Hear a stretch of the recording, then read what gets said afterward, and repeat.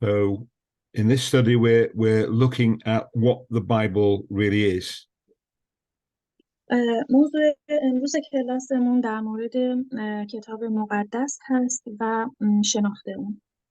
And we'll do another study where we think about why we can believe it. اینکه چرا ما باید اون رو بخونیم و به اون اعتقاد داشته باشیم، ایمان داشته باشیم. So the Bible is the book which tells us most about real Christianity. در واقع کتاب مقدس در مورد عیسی مسیح و در مورد مصلوب شدن در واقع صحبت میکنه. So we can understand God better because we can read what God has told us in the Bible. و در واقع چیزی که به ما کمک میکنه در فهمیدن بهتر اون. And it's the record of the apostles and the prophets that God has sent. این چیزهایی هستش که توسط پیامبران در قبل و بعد از در واقع مسیح نوشته شده. So nearly everything that we know for certain about God and about Jesus comes out of the Bible. و در واقع چیزهایی که نوشته شده در رابطه با خداوند و عیسی مسیح هست که ما اونها رو میتونیم مطالعه بکنیم. So another way of thinking about it is that God has occasionally spoken in the world. و در واقع چیزهایی هستش که خداوند صحبت کرده در مورد اونها و ما باید اونها رو متوجه بشیم و بفهمیم و بتونیم توی زندگیمون به کار بگیریم. What we have is the record of the important times when God has spoken to human beings. و در واقع اینها چیزهایی هستن که در رابطه با زندگی خودمون، در رابطه با در واقع بهشت و تمام مواردی هست که در موردش صحبت شده. So let's think about how the Bible is made. در واقع کتاب مقدس متشکل از تعدادی کتاب‌های دیگه هستش که So it contains 66 completely separate books. بله، شامل 66 کتاب هست که یه تعدادش مربوط به عهد عتیق هست و یه تعدادش مربوط به عهد جدید هست. And of those, 39 of them are in the section called the Old Testament. بله، همونطور که مشاهده می‌کنین 39 تا از این 66 کتاب در زمان اولد تستمنت یا همون عهد عتیق نوشته شده و مابقی اون که 27 کتاب میشه مربوط به عهد جدید هست. And 27 books are the New Testament. بله، همونطور که گفته شد 27 کتاب اون مربوط به عهد جدید که مربوط به زمان بعد از عیسی مسیح هست نوشته شده. So we've got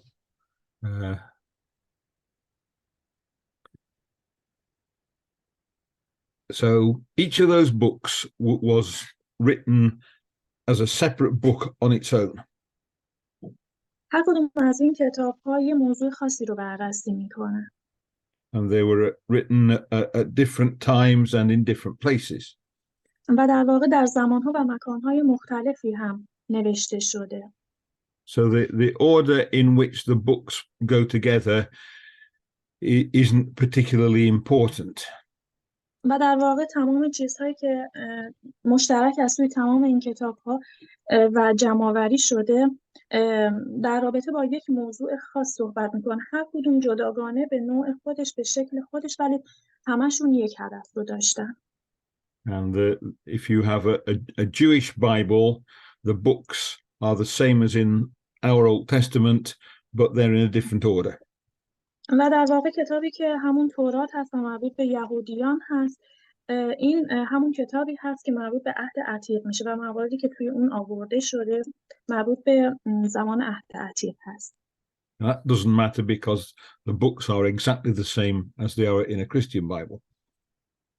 و در واقع مواردی که در اون هست چیزایی هست که در واقع توی مربوط به همون مصلوب شدن کریستیفای عیسی مسیح و اشاره میکنه در نهایت به اون مورد. So let's think about when the different books were, well, when the different ways that it's written happen. اجازه بدید که یه توضیحی در مورد اینکه کتاب مقدس چجوری تشکیل شده و فاندیشن اون چی هست و حالا یه سری توضیحات در موردش بدیم. So the New Testament is finished about 2000 years ago. در واقع نوشتن کتاب عهد جدید که مجموعه کامل کتاب مقدس میشه حدود 2000 سال پیش به پایان میرسه. And so at this stage there are different books, but there aren't any chapters or verses. و هر کدوم از این کتاب‌ها شامل در واقع فصل‌ها و آیه‌هایی هستن که توی اون یه سری نکات رو بررسی کرده و گفته شده. Right. So you couldn't say I want to look at this chapter and this verse because the text wasn't divided up. It was just written as one long account. و در واقع چیزهایی که در این کتاب‌ها آورده شده و در این فصل‌ها و آیه‌ها چیزهایی هستن که ما نمی‌تونیم اونها رو نادیده بگیریم و اونها رو باید بخونیم و متوجه بشیم چون اونها حقایق هستن. And then around 800 years after the Bible was completed, the Jewish scholars decided it was useful to break it up into chapters and into verses. بله، که عهد عتیق که شامل همون 39 تا کتاب هست در واقع در حدود 1000 سال پیش قبل از میلاد مسیح اینها نوشته میشه و شامل سوره ها و آیاتی هست که یک سری مفاهیم رو در بر داره. So Jewish Bibles start to have chapters and verses in, and that's copied by Christians into Christian Bibles.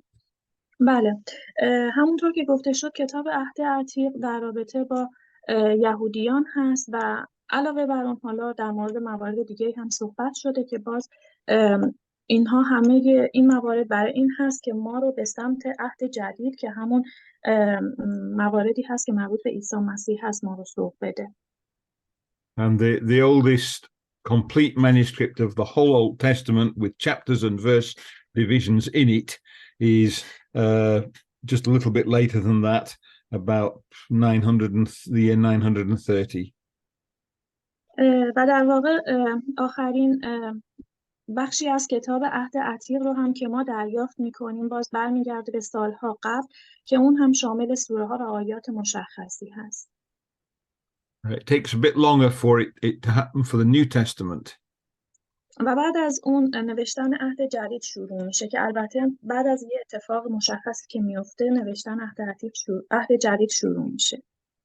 But in the year 1205, there's an English scholar called Stephen Langton who divided up the New Testament into chapters. و در استیفان لنگتون start to New Statement or he divided up the New Testament, the عهد جدید, into chapters.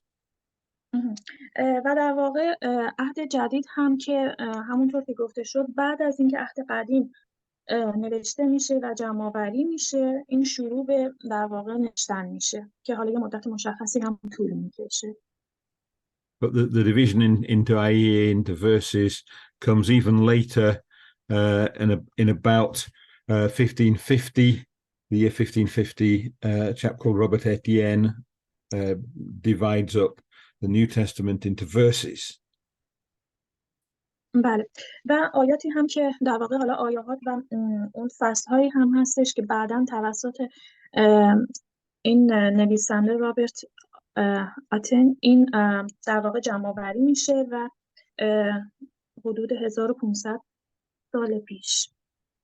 But the interesting thing is that all Bibles have the same books, chapters and verses.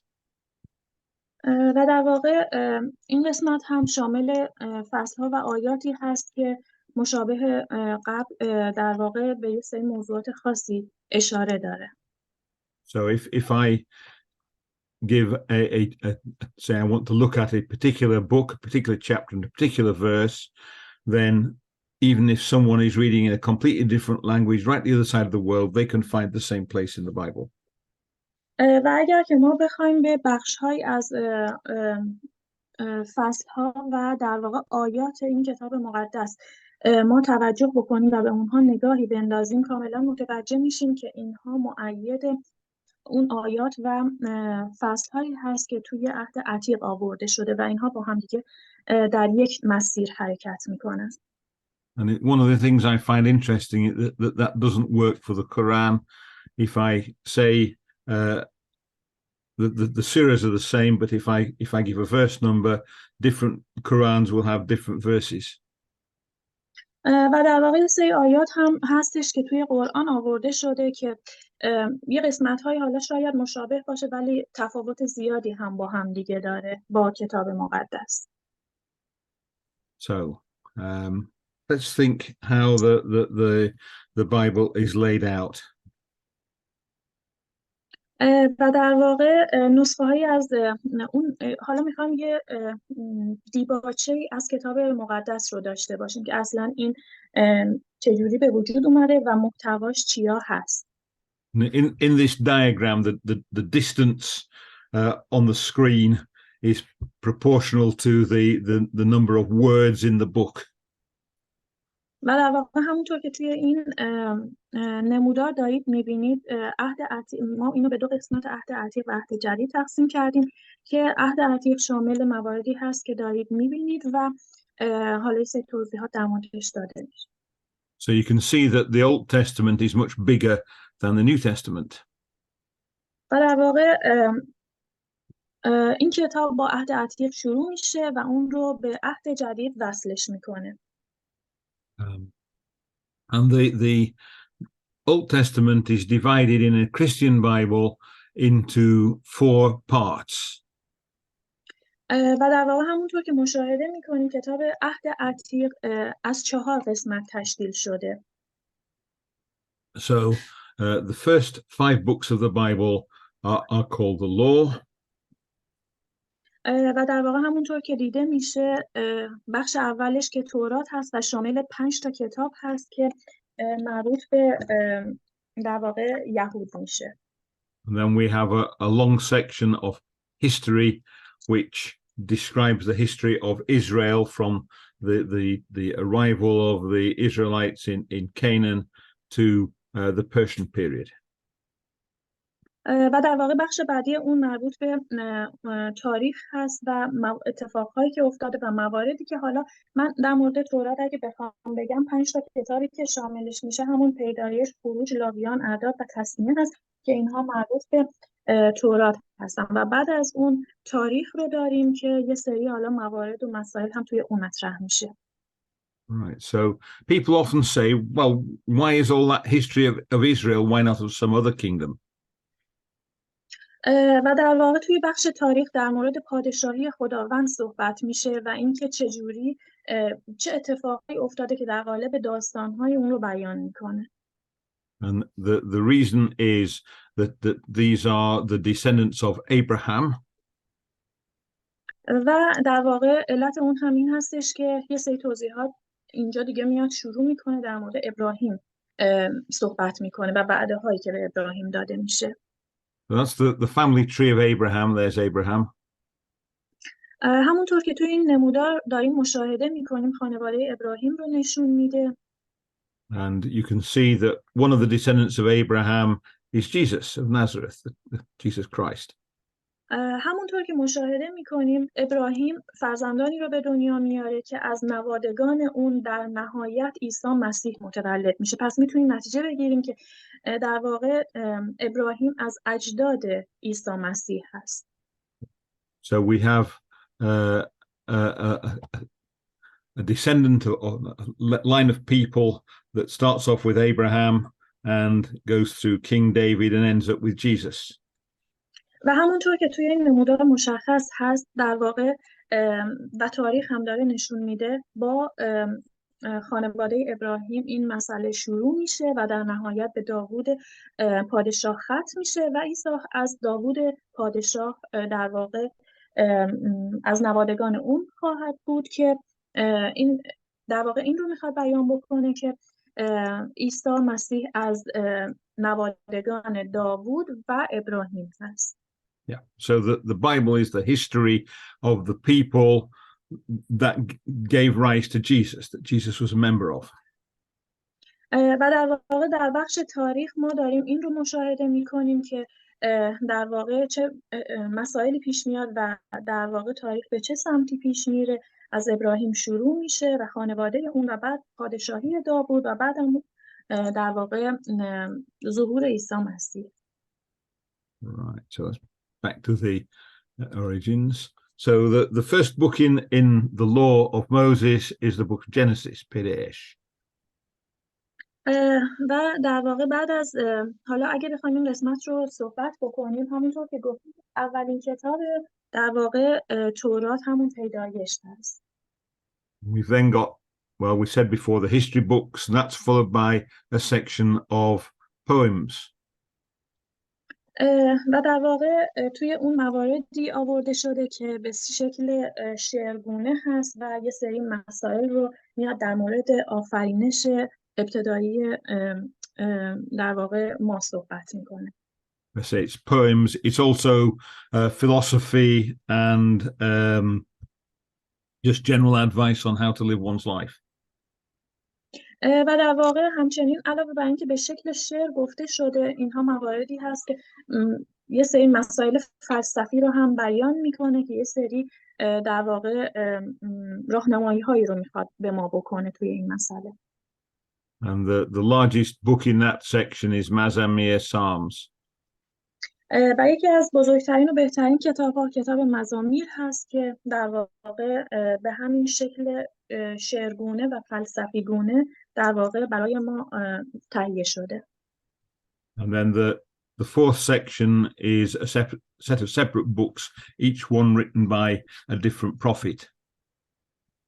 و در واقع قسمت چهارم عهد عتیق رو اگه بخوایم بررسی کنیم مربوط به اعمال پیامبران هست و کارهایی که اونها انجام دادن. So the first of those is the book of Eshia. و همونطور که مشاهده می‌فرمایید اولین کتاب هم مربوط به اشعیای نبی هست.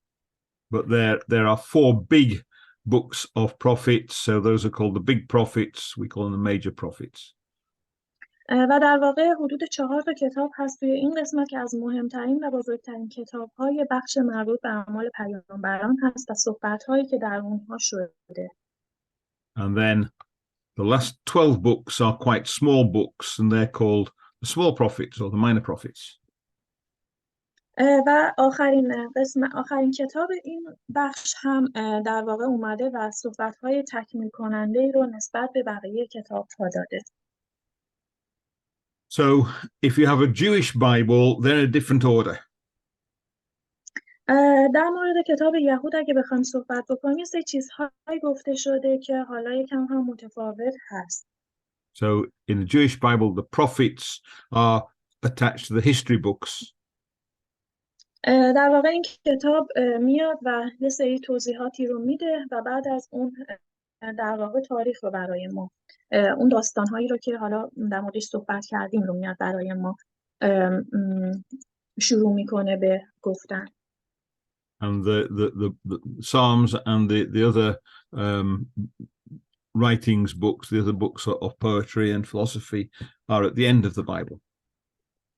همونطور که گفته شد مزامیر جز اون کتاب‌های خیلی مهمی هستش که به شکل شعر و گفته شده و مواردی که توی اون هست رو به ما خیلی کمک میکنه برای فهم و درک بهتر.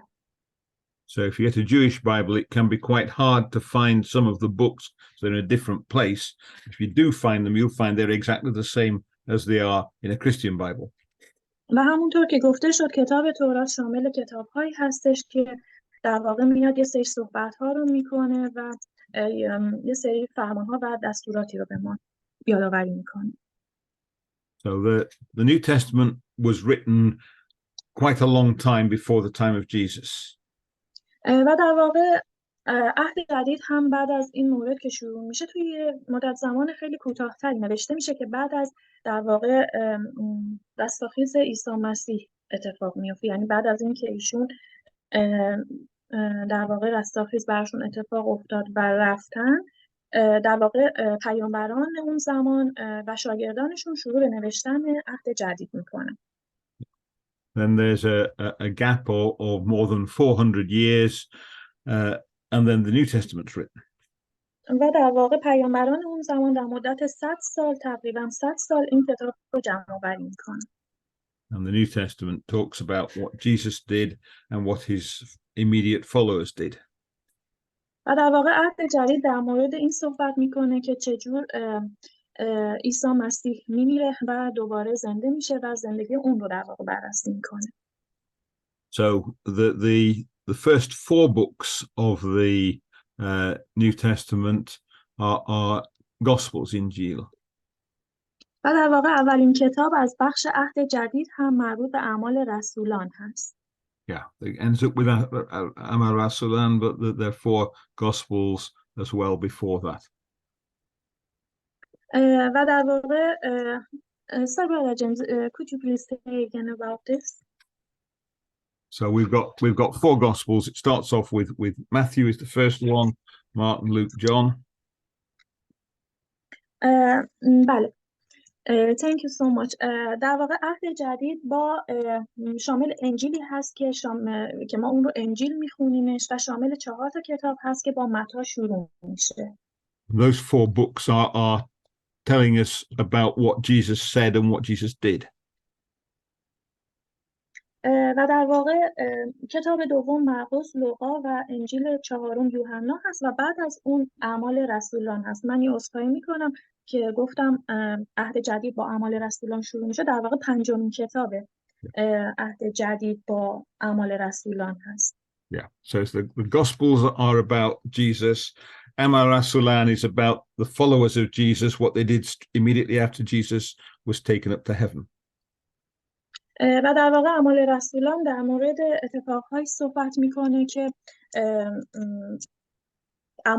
در واقع عیسی مسیح انجام میدادن و توسط رسولان اونها یعنی شاگردانشون جمع آوری میشه و در واقع حالا در اختیار ما قرار داده شده.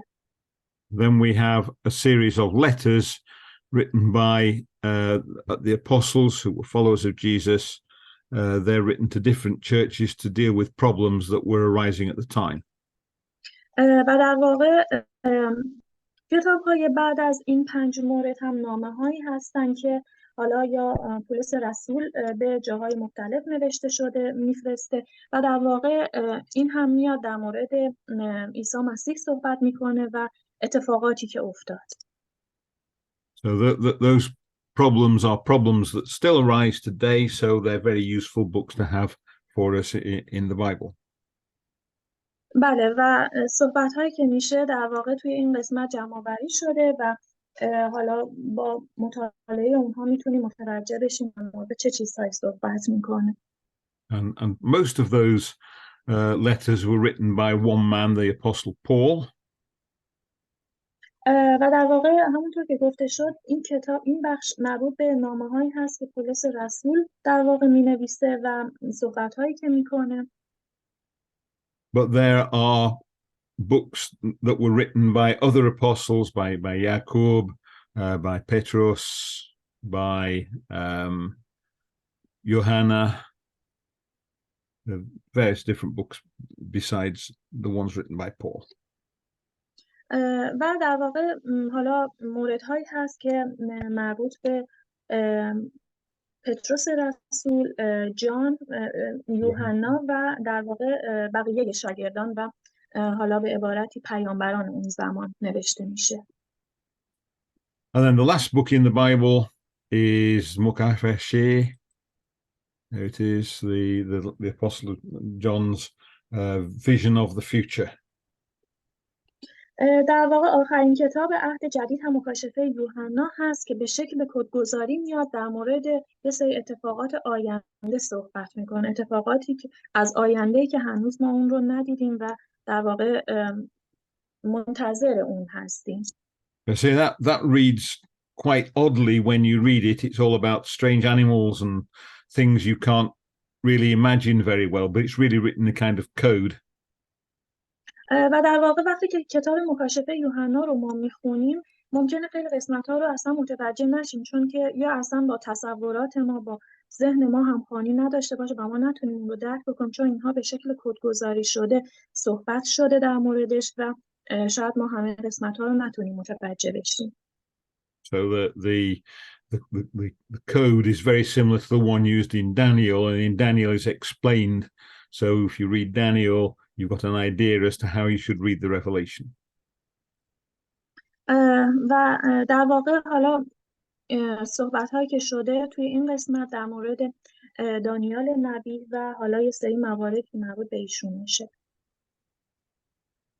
Now, the Gospels don't tell you absolutely everything that Jesus did. Sorry about that, James. Could you please say again? The Gospels tell you many things about Jesus, but they don't say everything that Jesus did or everything that Jesus said. Oh, okay. Thank you. در واقع عهد جدید هم میاد یه سری صحبت‌هایی رو که تکمیل کننده عهد عتیق هست رو در مورد عیسی مسیح و زندگی ایشون و آینده ما می‌کنه. So let's actually look in the Gospel of John. Have you got a Bible with you? اگر که بخوایم یه نگاهی بندازیم به در واقع انجیل یوحنا. So Johanna chapter 20 verses 30 and 31. Sorry, chapter 20. Boba B. Siva Sioyek.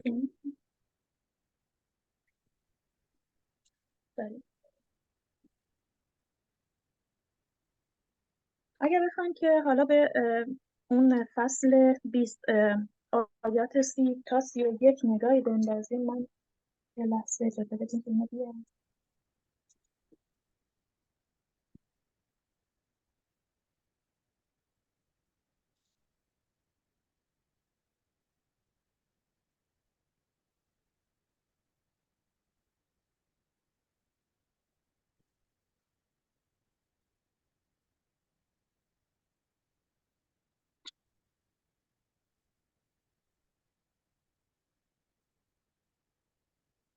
Johanna Boba Beast سی و 31. بله آیات 30 و 31 در واقع به این اشاره میکنه که عیسی آیات بسیار دیگری در حضور شاگردان به ظهور رسانید که در این کتاب نوشته نشده است. و اما اینها نوشته شد تا ایمان آورید که عیسی همان مسیح پسر خداست و تا با این ایمان در نام او حیات داشته باشید. So the things that are chosen and written in the Gospels are chosen for a reason. They're there to explain to us who Jesus was and what he did. در واقع این قسمت داره به ما میگه که اون دلیلی رو داره میگه که چرا در واقع عیسی مسیح اومد و در واقع چه کارهایی رو انجام داد و به چه علت آمدنش چی بوده در واقع. So let's think about the languages that the Bible's written in. الان اگه بخوایم یه سری حالا توضیحات در مورد زبانی که عهد عتیق توسط اون نوشته شده داشته باشیم. So the Old Testament is not written in English or in Farsi, it's written in Hebrew. در واقع به صورت انگلیسی، فارسی و عبری نوشته شده. But so Hebrew looks like that. و الان میتونید مشاهده بکنید این متن رو. So you can see that it has letters which are like in Farsi it goes across from the right to the left, and the letters are separate, but they only contain the consonants, the main letters. و در واقع همونطور که مشاهده میکنید این مربوط به زبان فارسی خیلی قدیم هست که از راست به چپ هم نوشته شده و در مورد یه سری موضوعات مهم میاد صحبت میکنه. And the vowel sounds are covered by these dots, which happen mostly at the bottom, but occasionally in the middle or at the top. So that's things like that. That's what the dots are about. Sorry, but I can't understand your meaning this part. Just like in Farsi, if you want to read it, you've got to have dots above and below the line. Yes, I got it. They have the dots in Hebrew as well, just like they do in Farsi. و در واقع این چیزهایی که توی این تصویر در واقع ما داریم مشاهده میکنیم یکم شبیه هست به همون خط میخی که ما داریم و در واقع با نقطه هایی هستش که این نوشته میشه و تکمیل میشه. مجموعه از نقطه هایی هست. But they don't need the dots quite as much. You can read it completely without any dots at all. و در واقع این میاد یه سری حالا ترجمه این کتاب به زبان فارسی یه سری مطالب رو ما میتونیم از طریق اون متوجه بشیم. And part of the Old Testament isn't written in Hebrew, it's in another language called Aramaic. و در واقع حالا من این قسمت رو کاملا متوجه نشدم ایشون چه گفتن، ولی خب خودم فکر میکنم که میگن حالا مطالبی که توی این قسمت آورده شده دقیقا همون مطالبی هست که به زبانهای دیگه هم آورده شده. So if we go to the book of Daniel, اگر که بخوایم یه اشاره بکنیم به کتاب دانیال نبی، Daniel chapter 2 and verse 4. chapter 2 verse 1. Verse 4. Hey, Chahar. Yes, thank you.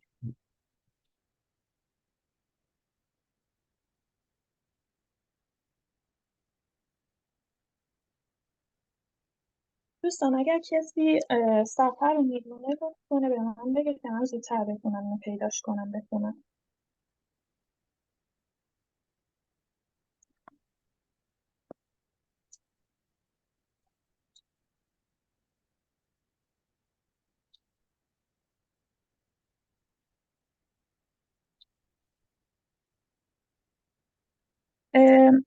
در واقع دانیال چپتر 2 آیه 4 به ما میگه که آنگاه کلدانیان به زبان آرامی در پاسخ شاه گفتند پادشاه تا به ابد زنده بماند. خواب خود را به خادمانت بازگو کن تا تعبیرش کنیم. Right, so it says there they spoke to the king, and it then has the words in Aramaic. و در واقع همونطور که مشخصه از این آیه برداشت ما این هست که یکی دیگه از زبانهایی که عهد عتیق توسط اون نوشته شده زبان آرامی هست که در واقع میگه با پادشاهت به زبان آرامی صحبت کن. آرامی یه زبانی هست و اون رو در واقع متوجه کن که حالا و به اون بگو که پادشاه تا به ابد زنده بماند. یعنی اون دعای خیر رو که میخوای برای اون بکنی با این زبان آرامی برای اون در واقع انجام بده. Yeah, it's not just they talk to the king in Aramaic. The book carries on in Aramaic from there for another 6 chapters. Sorry, 6 chapters. Well, yes, chapters. That from that verse, that the words in Aramaic say now the book's in Aramaic, and the book carries on in Aramaic after that for several chapters. و در واقع تعداد زیادی هم از حالا از فصل‌ها و آیاتی هم هستن که به زبان عبرانی اونها نوشته شدن و ترجمه شدن.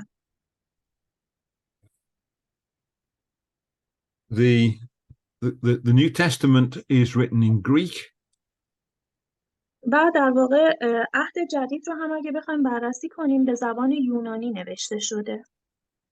So there's a picture of Greek writing. That's modern Greek writing. They had slightly different shapes to letters at the time it was written. و در واقع همونطور که مشاهده می‌کنیم در واقع این نوعی هست که حالا یکی از دست نوشته ها هست که به زبان یونانی نوشته شده و تایپ اون و شکل اون خیلی متفاوت هست از عهد عتیق که به زبان حالا یا فارسی یا آرامیک نوشته شده و انگلیسی. Yeah, and the lines above the little dots and so on above the letters, they're just to tell you where to breathe and where to put the emphasis. They don't change the word at all.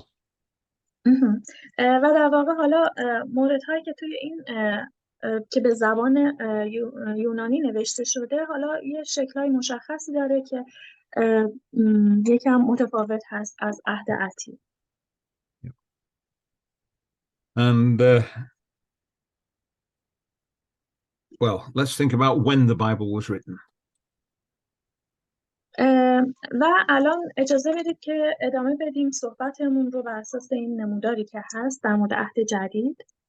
So that's the chart showing the number of years from the birth of Jesus. و در واقع میدونیم که حالا عهد عتیق از یه جای شروع میشه و تا قبل از میلاد مسیح ادامه پیدا میکنه و از زمان تولد عیسی مسیح و بعد از اون یه بازه زمانی مشخص بعد از اون نوشتن عهد جدید شروع میشه. So we're going back 2000 years before the time of Jesus at this end. اگه بخوایم برگردیم به در واقع 2000 سال پیش قبل از میلاد مسیح. Of course, the Old Testament writes about things that go right back to the beginning of time. در واقع همونطور که گفته شد یه سری صحبت‌هایی در مورد آفرینش، پیدایش و در واقع اون چیزهایی که مربوط به زمان اولیه آفرینش ما هست. این کتاب با اون شروع میشه. But it ends, the last thing that's written in it is about 430 years before the birth of Jesus. و در سالهای طول میکشه تا مدت زمانی که در واقع میرسه به عهد جدید که با تولد عیسی مسیح شروع میشه. And it must be around that time that the Old Testament was complete and finished. و در واقع به وسیله اون تکمیل و به پایان میرسه، یعنی با کتاب‌هایی که بعد از مسیح نوشته میشه این کتاب کامل میشه و در واقع بسته میشه. So the bottom blocks of color there are showing what the book writes about. و در واقع همونطور که توی این نمودار مشخص هست اون نوار آبی رنگی که پایین هست در واقع میاد اون روند نوشتن کتاب رو از 2000 سال قبل از میلاد مسیح شروع میکنه تا در واقع 500 سال قبل از میلاد مسیح. So the New Testament is written about what Jesus did and what his disciples did. و در واقع این صحبت‌هایی که میکنه بعدش میاد عهد جدید رو در واقع برای ما به ما شروع میکنه به نوشتن و در واقع صحبت‌هایی که در این قسمت میشه در مورد مرگ عیسی مسیح و در واقع حالا اتفاقاتی که برای اون میفته و علت‌هاش رو صحبت میکنه. So it starts off with when Jesus was born and it goes on till the year about 66, something like that. و در واقع بعد از اون که عهد جدید شروع میشه و مجموعه اون میشه یک کتاب بایبل که شامل 66 کتاب هست. Yeah. Many people think that the book of the Revelation was written about another 30 years after that. و در واقع همونطور که گفته شد با کتاب مکاشفه یوحنا در واقع این به پایان میرسه و در واقع یک مجموعه کامل رو در اختیار ما قرار میده. But this line of color above shows when those books were written. Sorry, this blue. The one at the bottom shows what it talks about, but of course they didn't write about Jesus's birth when he was born. They wrote about it a bit later, so that shows when the books were written. The top line, as it were.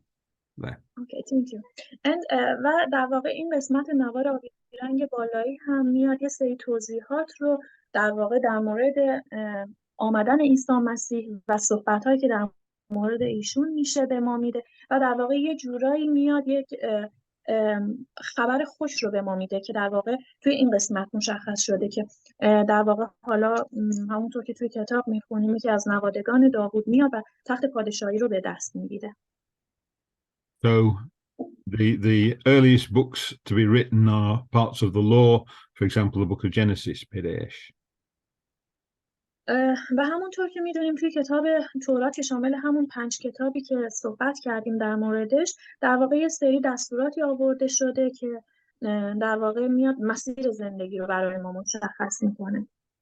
So the Torah is written first 4 books while Israel is crossing the desert towards the land of Canaan when they've left Egypt, and then the last one just after they've arrived in the land of Canaan. و در واقع توی کتاب تورات یه سری صحبت‌هایی میشه در مورد حالا موسی که در واقع میان از مصر حرکت میکنن و به سمت اون سرزمینی که اورشلیم هست و در واقع به نام سرزمینی که در واقع پادشاهی خداوند قراره در اون اتفاق بیفته حرکت میکنن. Right. That one, Psalms, Mazamir, is written over a long period. Different Psalms keep on being added to it. و در واقع بعد از اون کتاب سام یا همون مزامیر هست که میاد تکمیل میکنه اون مواردی رو که توی کتاب تورات آورده شده. So the first books in Mazamir, the first Psalms, might have been written by by Moses. و در واقع اولین قسمتی از بخش کتاب مزامیر میاد در مورد موسی و حالا اون اتفاقهایی که در زمان موسی میفته صحبت میکنه. But a very large number of them were written by David the king. و صحبت‌های زیادی توی آیه‌های زیادی رو در مورد پادشاهی اونها و در واقع حالا اون مسیری رو که اون اتفاقاتی رو که برای رسیدن به پادشاهی در واقع پیش میگیرن رو صحبت میکنه. But they keep on adding more, and the last ones must have been written after the Israelites had been taken away as captives to Babylon. و در واقع sorry, could you please say again and more explain? So most of the books, most of the Psalms are written by David the king, but they carry on writing Psalms. A few more are written by different kings and different people later on, and the last ones are written after the Israelites had been taken away as captives to Babylon. Thank you. و در واقع توی این قسمت مزامیر میاد یه سری صحبت‌هایی رو هم در مورد این که حالا بعداً تخت و تاج پادشاهی به داوود میرسه و در واقع بعد از اون اتفاقاتی رو که میفته و مسیر رو هموار میکنه برای در واقع آمدن مسیح در واقع صحبت میکنه. So quite often we talk about, instead of saying Psalms chapter 2, we will talk about Psalm 2, the second Psalm. و در واقع توی فصل 2 یعنی بله فصل 2 همین کتاب مزامیر هم اومده و کامل در مورد این قسمت صحبت کرده. Yeah. So I've put in Isaiah, written about 700 years before Jesus was born. و در واقع مدتی بعد که حالا کتاب بعدی رو ما خواهیم داشت که همون اشعیا هست که در واقع توسط اشعیای نبی که اون زمان متولد میشه و در واقع در مورد زندگی ایشون و در واقع مواردی که مربوط به ایشون بوده نوشته میشه و ایشون خودش هم کتاب رو در واقع That's interesting because it gives quite a detailed picture of many of the things that Jesus did. It was written 700 years before he actually did them. و در واقع چیزی که خیلی جالب هست توی این کتاب این هستش که یه سری توضیحاتی رو در مورد آمدن عیسی مسیح میگه و در واقع ذهن اون زمان رو آماده میکنه برای اومدن شخصی که قراره یه سری اتفاقات خاصی توسط اون صورت بگیره. And the end of the New Testament, so the Old Testament, the end of the Old Testament is the books of Malachi and Nehemiah. جدید هم که مطالب بسیار حالا میشه گفت ارزنده‌ای توی اون آورده شده کتاب ملاکی هست که در واقع توی کتاب ملاکی هم اومده سری صحبت‌هایی رو در مورد عهد جدید کرده که در واقع ملاکی آخرین کتاب هست از کتاب عهد عتیق و در واقع یه دیباچه‌ای هست، یه دروازه ورودی هست به عهد جدید و آخرین صحبت‌ها رو در مورد در واقع عهد جدید میکنه و به عنوان آخرین کتاب عهد عتیق آورده میشه. So that shows the big events in the history of Israel, how they fit together. و حالا اگر که بخوام یه سری توضیحات کاملتری رو بدیم در مورد این چیزهایی که گفتیم. So it starts off, the writing of the book starts off after Israel has escaped from being slaves in Egypt. در واقع ابتدای کتاب مقدس رو اگه در نظر بگیریم که شامل اون 5 تا کتاب هست، این مربوط میشه به اون زمان که در مصر توسط موسی و اتفاقاتی که در اون زمان اتفاق افتاده و یه جورایی مربوط به زمانی هست که در مصر بوده. And then we've got this appeared when they were ruled by judges and then by kings.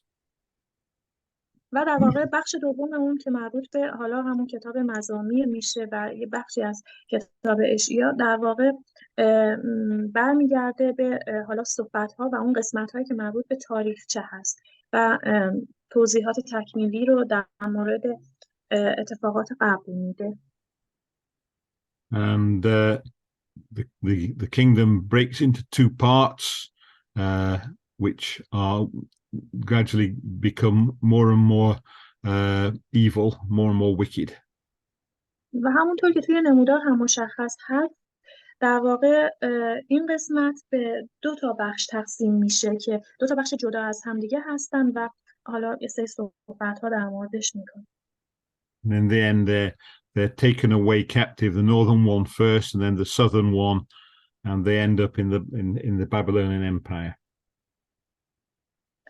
و در واقع توی این قسمت یه سری صحبت‌ها رو در مورد عهد جدید و ابتدای حالا مسائلی که ابتداً اینجا اتفاق میفته صحبت میکنه. But then when Kurash becomes king of Persia, he allows them to go back and they start off again back in Palestine. و در واقع در مورد سایرس یا همون کوروش صحبت میکنه که پادشاه ایران هست و در واقع حالا اون نقشی که توی یه بخشی از این کتاب داره و یه سری صحبت‌ها در مورد اون شده. So you've got an idea of the history that's happening while the Bible is being written. و در واقع حالا یه سری کارهایی رو انجام میده که در واقع توی کتاب مقدس هم آورده شده که خدماتی بوده که انجام میده. And the books of history in the Bible give us a picture of that history. We can get that from the Bible. We don't have to go outside it to learn that. در واقع کتاب مقدس به ما یک تصویری رو میده از اون تاریخی که در گذشته اتفاق افتاده و میتونه برای ما خیلی پندآموز باشه و خیلی چیزها رو به ما یاد میده. So what I've got now is some pictures of some very old manuscripts of the Bible. و در واقع همونطور که مشاهده میکنید یه سری نسخه هایی هستش که مربوط به زمان عهد عتیق هست و در این قسمت آورده شده. So this is a copy of the whole of the Old Testament. It's written in Hebrew, and that's from the year 920 to 930. که در واقع کپی هایی از اون هست که مربوط به که به زبان عبری آورده شده و اونها حفظ و نگهداری شده. That was in a synagogue in Aleppo in Syria. Sorry, they keep in Syria. It was kept in Syria in the city of Aleppo. و در حال حاضر اینها توی سوریه هستش که نگهداری میشن. And there were riots. There's been lots of trouble there. It's now in Jerusalem in a museum, but the first few pages have got lost in the fighting. و در واقع توی موزه هستش که اونجا نگه و حالا یه سری صحبت ها هم در مورد اون هستش که انجام. And all the modern Hebrew manuscripts of the Bible are exactly the same as that. که اینها اکثرا هم یعنی در واقع به زبان عبری هم نوشته شده و جمع آوری شده. The only differences are in these little marks in between the columns of the Bible. و در واقع اینها به شکل ستونی نوشته شده. حالا به زبان عبری اینها رو به شکل ستونی می آوردن و اینها رو می نوشتن. Those are instructions for the men who copied it out by hand, saying, look out for the spelling of that word, and this is a bit different from what you'd expect here, and so on. It's just a warning for the man who copies it.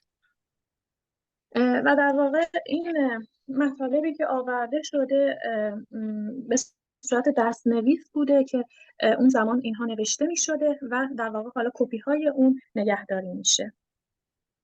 So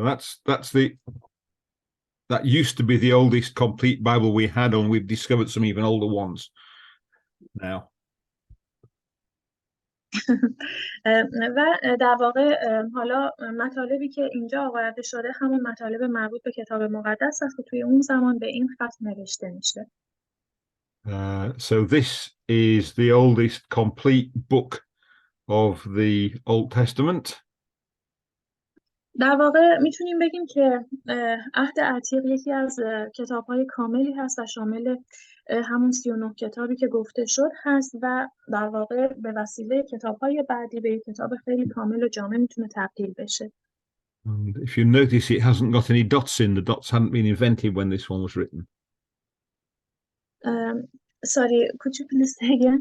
The dots that you get above and below the letters, if you look in the previous one, all letters have these little dots that give the vowels. Well, they're not any there in this manuscript because they hadn't yet been invented. No one had thought of making the dots for the vowels yet. و همونطور هم که گفته شد این کتاب‌ها حالا با توجه به نوع خطی که دارن و نگارشی که دارن مجموعه‌ای از نقطه‌ها و خط‌هایی هستن که در واقع میان و مطالب رو به وسیله اونها جمع آوری کردن. یعنی حالا در مورد نوع خط و نگارش صحبت میکنه. But that will be written about 100 years before Jesus was born. و در واقع عهد بعدیمون هم که توی یه دوره زمانی 100 ساله در واقع نوشته و جمع آوری میشه. And it was left in a cave in a very dry bit in the desert, and it was found about 50 years ago by a shepherd who happened to look into the cave. Sorry, I can't understand your meaning in this. Right. I'll say it again. It was this book it was copied. It's very old, and the person who owned it put it in a cave in the desert.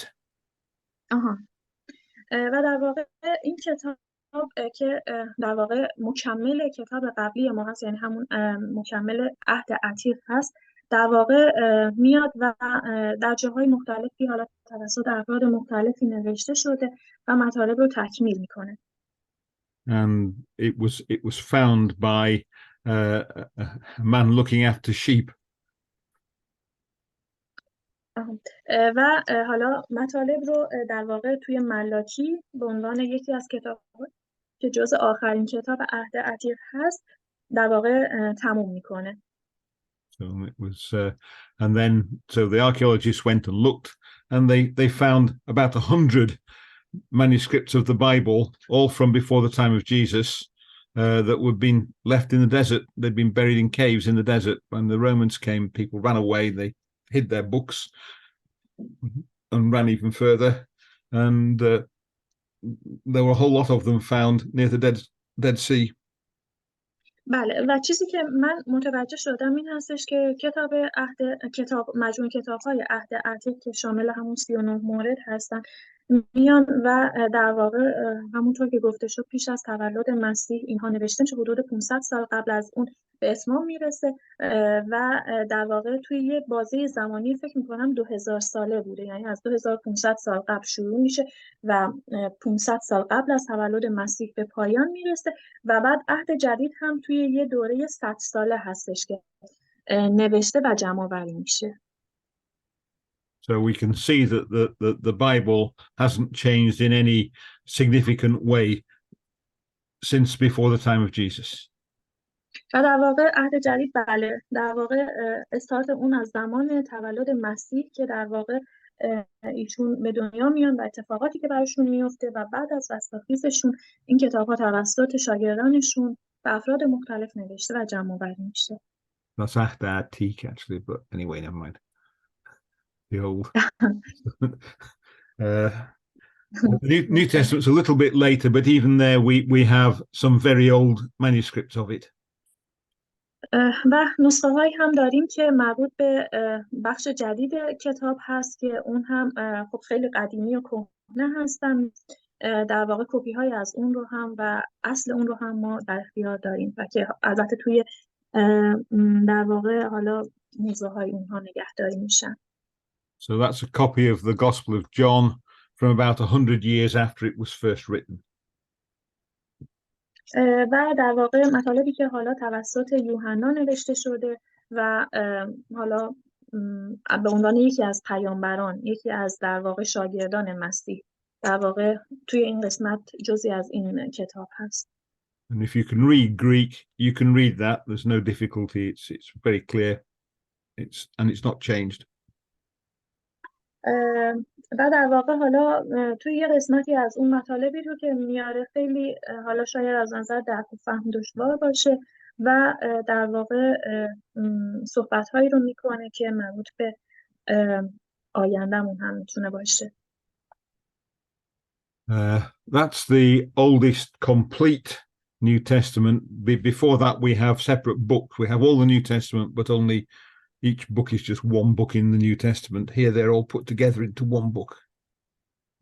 و در واقع تمام این کتاب‌هایی هم که حالا به شکل مختلف یا حالا توسط نامه‌هایی بوده که توسط در واقع رسولان و شاگردان نوشته می‌شده یا حالا کتاب‌هایی که در واقع به اسم انجیل نوشته میشه، همه اینها مجموعاً یک کتاب واحد رو تشکیل میده. And again, it is written in Greek. It looks very new, but really it was written something like the year 350, maybe a little earlier than that.